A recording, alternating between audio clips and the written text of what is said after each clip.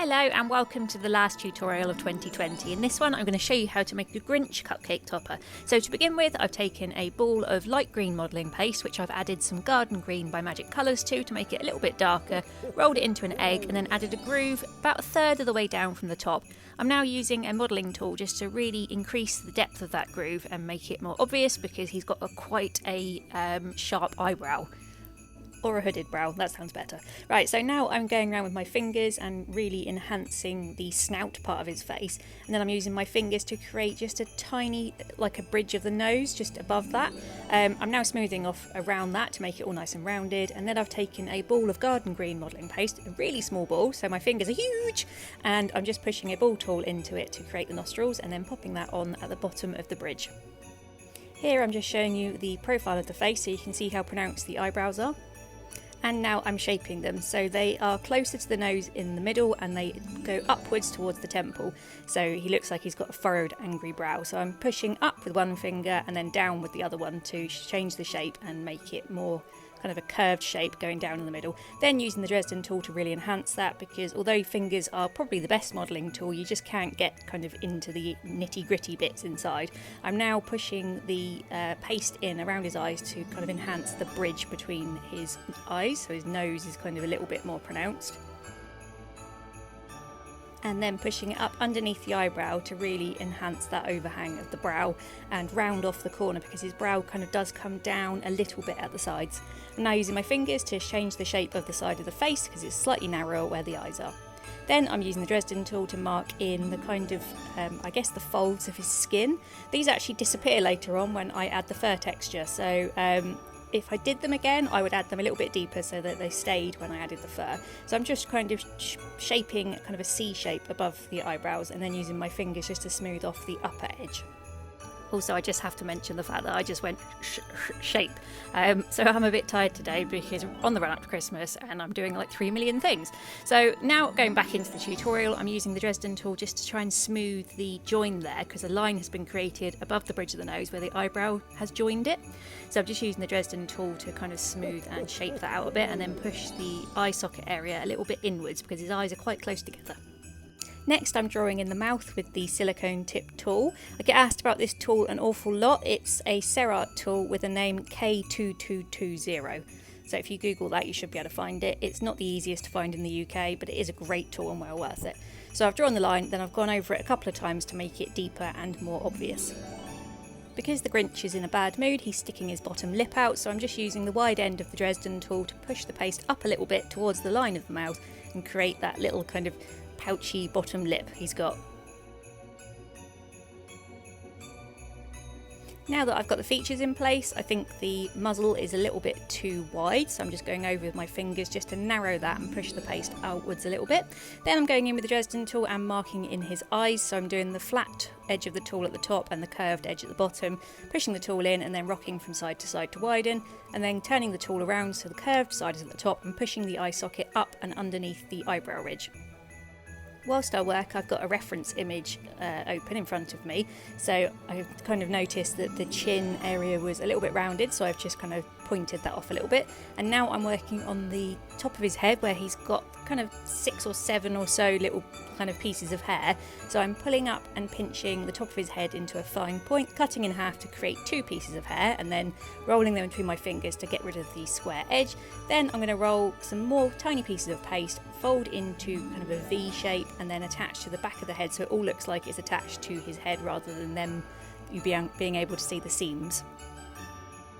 Once the hair is on, make sure you kind of curl it and bend it because his hair looks like it's blowing in the wind a little bit. Now I'm going back to the eyebrows again. I've noticed that ridge is still there, like the line that I created earlier. So I've just got a little bit of glue on my Dresden tool and I'm rubbing and massaging the line to kind of blend it in together, and that works really well in getting rid of lines on the face. You can also use water as well.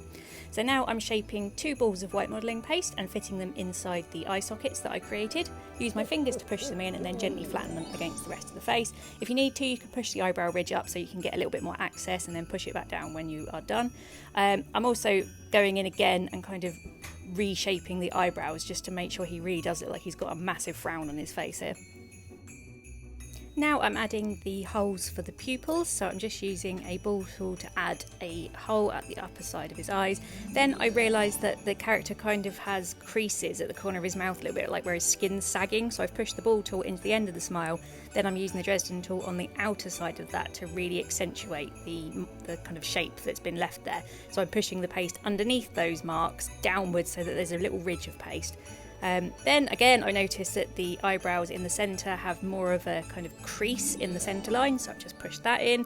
Then I filled the eyes with 2 balls of light blue modelling paste and then pushed a smaller ball tool into the centre of each eye to create a hole for the pupil. Take 2 small balls of black modelling paste and pop them into the holes you've created in the eyes, and then use your fingers if you can, however I can in this instance, so I'm using a modelling tool to push them flat against the eye.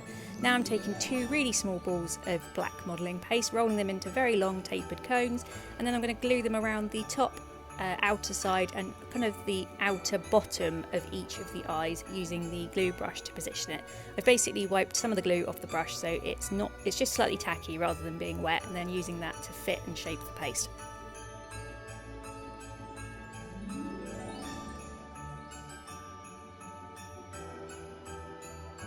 Push a small ball tool into the bottom left corner of the iris on each eye, paint some glue in the holes and then fill with 2 tiny balls of white modelling paste. I'm using my glue brush again to lift and place the paste in position, then use another tool to flatten into a flat surface so it sits flush with the eye. I've now got a cylinder of the green modelling paste, chopping the top off and then attaching the head just above that. And this is the fun bit, so I'm now painting his neck with just some cold water.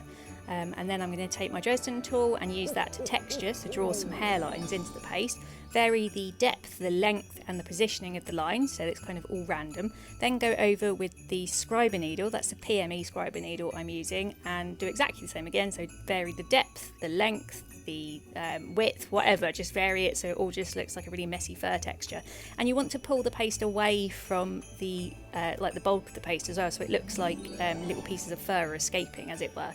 The more you kind of do, the better it will look, so don't leave it as a flat texture. Start to kind of put the tool in and then flick it away so the paste starts to come away. So you're going to repeat that step across the forehead with the fur starting kind of underneath the long hair strands we did and ending up on top of the eyebrows, and then going along each cheek, so the fur starts by the bridge of the nose and curves around the side of the muzzle. You don't go over the muzzle though, because that is furless in texture, and then you repeat the same on the opposite side. So hopefully you can see here how I'm texturing and how the paste is starting to kind of come away from the main bulk of the paste, so you've got a few bits that are standing out a little bit and they look like separate pieces of fur. That's the kind of effect you want, particularly on the wide part of the cheeks where his fur looks a bit raggedy and scruffy. If the paste starts to dry out and tear, just paint some more water over the surface to soften it up a little bit. It works really well, it makes the paste kind of stretch a little bit more, so when you're pulling the pieces of fur away it doesn't rip. Now I'm going to add a little bit of texture just around the outer edge of the muzzle, so there's more of a soft transition from very furry to no fur texture. Then his eyebrows, though his eyebrows are really furry and they're also a slightly darker green, so I've taken some garden green modelling paste and shaped it into a tapered sausage, attached over the eyebrow ridge, and then used the scriber tool just to add a little bit of texture running down the length. Now I've got a lot of different dust colours, as you can see, from all sorts of different brands, so I've rolled out a piece of the green modelling paste and then I'm testing out which colour I think will work best. Please make sure you leave your model to dry before you go on to this step, because if it is in any way wet or damp then the dust colour is going to stick and it won't look very good, so I've left my model overnight before dusting. I'm now going in with a tropical lime colour, colouring in the muzzle and then kind of 2 curved stripes along the forehead before mixing in the apple green by Sugar Flare, so it's kind of mixed in with the tropical lime a little bit so it's a little bit lighter, and dusting around the rest of the face.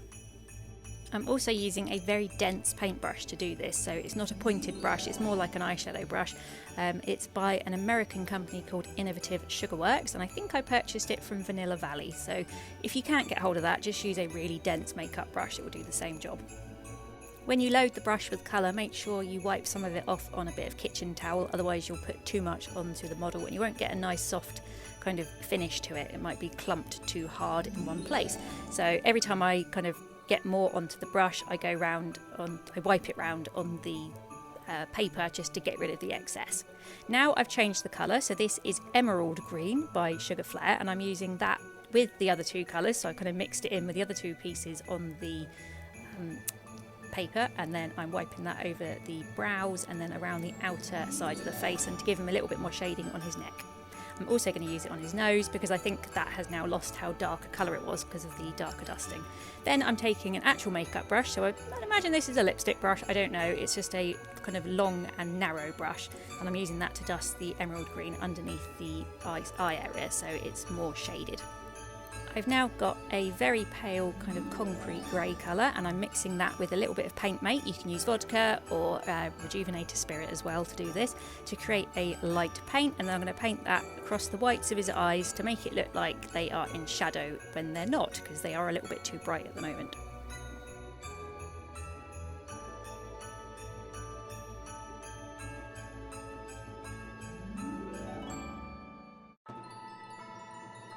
Next I'm mixing up some dark brown paint with the Paint Mate again, and I'm going to paint this over the top of the eyes and in that crease underneath his eyebrows to really add some shadow there.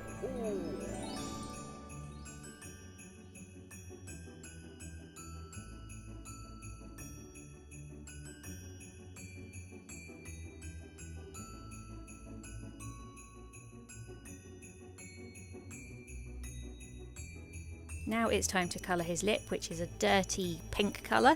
So I've used some beige by Squire's Kitchen and mixed that in with a little bit of Skin Tone by Sugarcraft to make a kind of darker brownish colour, and I've painted that over the lips. And then I completely forgot during the tutorial to do the shading down the centre, so I'm just using the brush that I used to do under his eyes earlier on and just shading a line between his nose and his lip. Then I'm using the Fractal Colours white pen to draw in some little snowdrops in the background to make it more Christmassy. I really hope you've enjoyed this tutorial. If you're interested in my work, I also have a subscription group where I post exclusive content monthly. If you'd like more information, please drop me a message or check out my Facebook page.